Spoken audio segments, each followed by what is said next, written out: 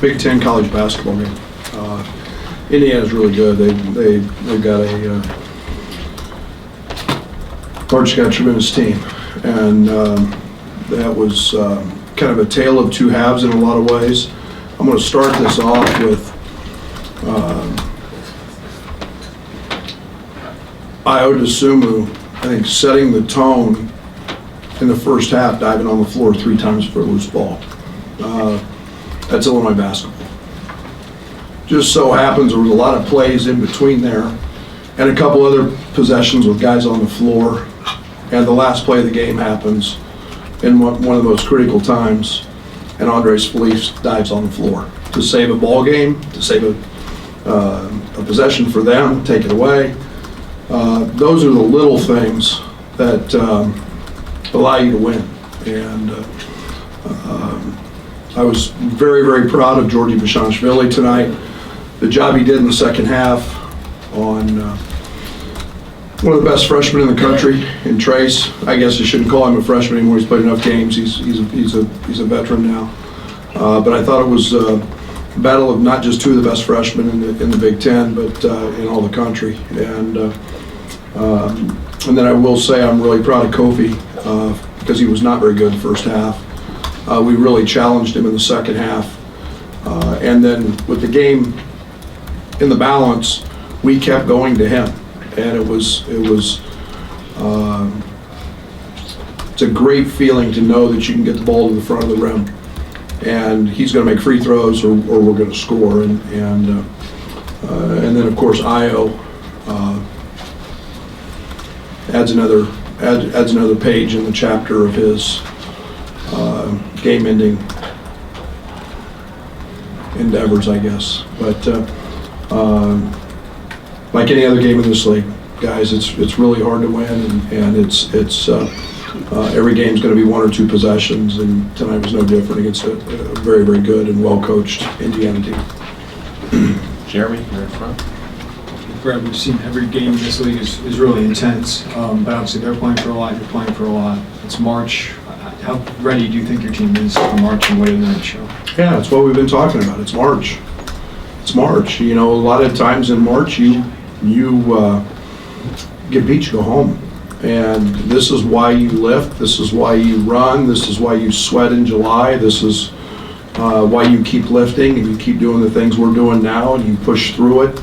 You push through the dog days so that you can get to this point. And I feel like we're in a really, really good place. And I love the human beings in that locker room because of their character. And not only are we playing hard and it's intense, but we're also having fun. And that's a big part of this time of year.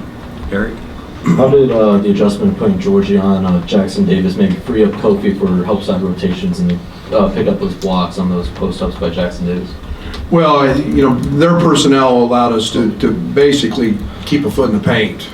We didn't have to step too far out with Kofi, and part of the reason I was upset with Kofi in the first half was he allowed those catches when he was on him, and Georgie just didn't allow him. DeMonte didn't allow him, to be honest. And then when DeMonte went down with a sprained ankle, he was did an unbelievable job. That was Georgie defensively last year, and just didn't allow touches, and he's to be commended for that. Joey? Brad, I mean, it's no secret that Andres has made kind of those tough plays, those dive on the floor plays, but even back to the recruiting process, I guess, when you were looking at him initially, what did you see out of him to know that, that winner, 2-time state champion in junior college, high school state champion, national junior college champion, winner. And you find a guy who's done it on a worldwide stage with being part of his Dominican team. He was mature beyond his years, so he plays that way, and those are the things that become. You can always replace points. You can always replace rebounds. Those are the intangible things, and those are the character things that become really hard to replace. And he's a senior, and you expect those things from seniors, but boy, he's outstanding. Back here to the right. You talk a lot about when you got here building your culture, and now you've mentioned it today. You had guys diving on the floor all game. Can you just talk a little bit about how that's developed and what this team's mindset is right now?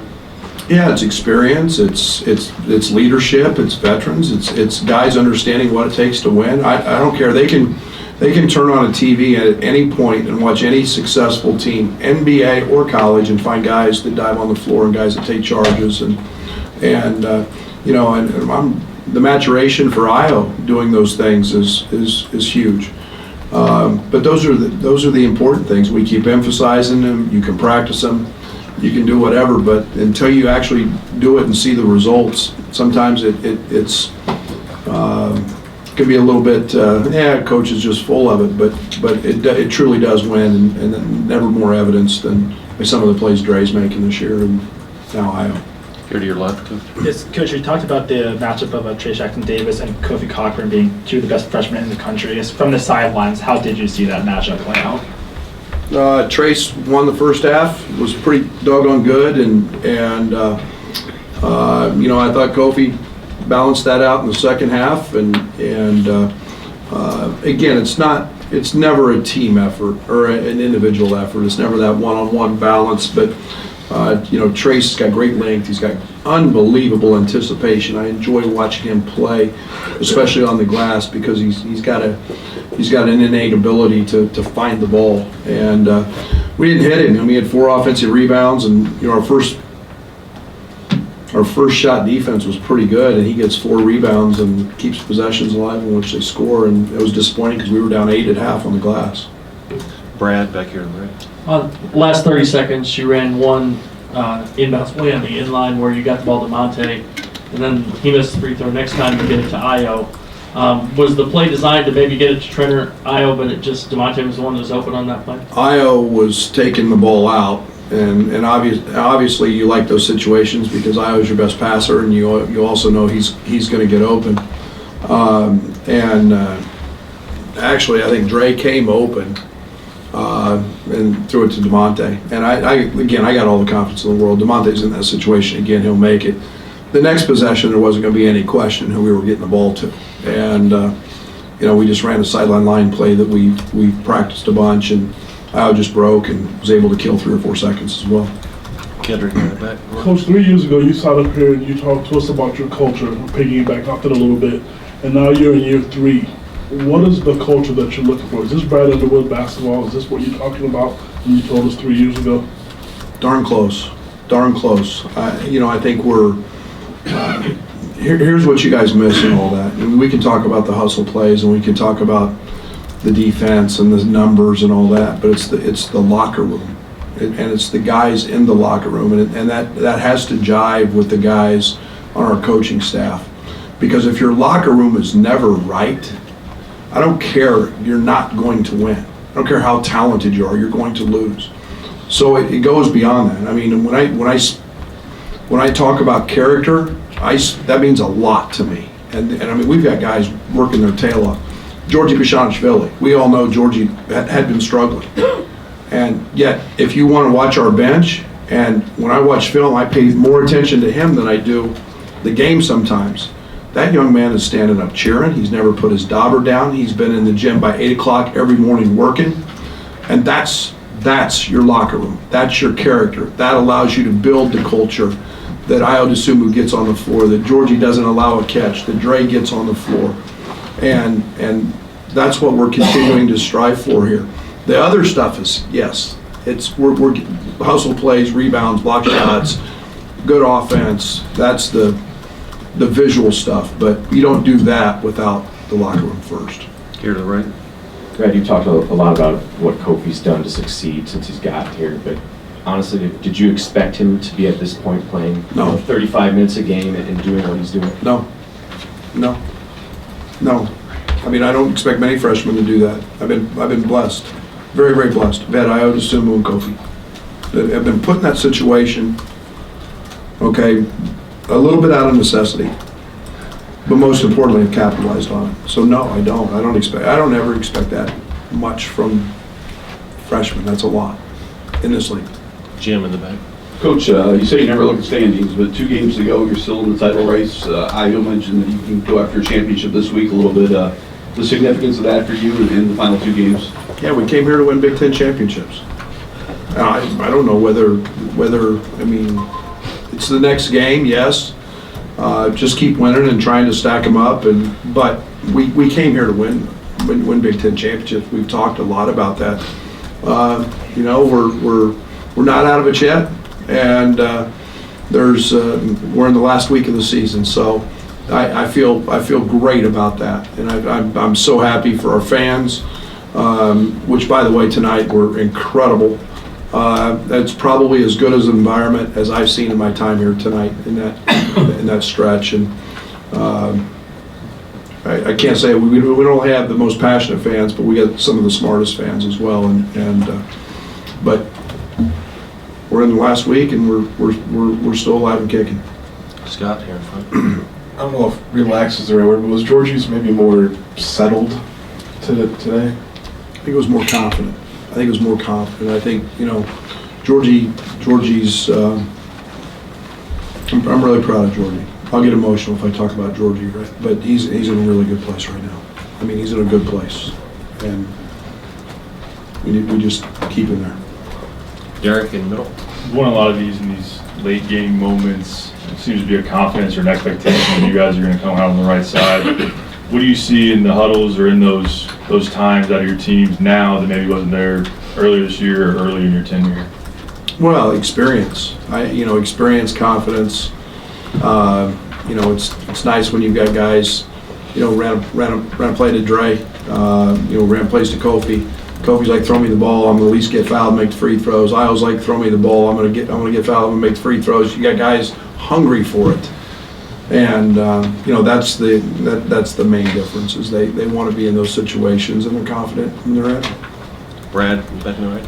Indiana has a lot of length on the wing and inside, and it seems like they gave you some problems, finishing at the rim or getting clean looks from. Is that something that has? How do you counteract that? I guess. I was more bothered by the looks they got from three. I mean, they're one of the poorer shooting teams, Gent had the scout. And, he told him, he said every time Green makes one, every single time the next time he touches it, it's going up, and he's stood 2 feet behind him. I don't know. It hasn't bothered us much. I don't worry about that a whole lot. There are different ways to attack that, but they're good, and they're extremely well coached. Brad, you mentioned you went to Kofi obviously down the stretch there, and outside of his sheer size, what gives you the confidence that he's going to make the right play and deliver? Well, I mean, you get him 3 feet from the rim. I mean, there's a lot of good things going to happen, and it was his early deep post ups. It was his ability to just create just a little bit of an angle.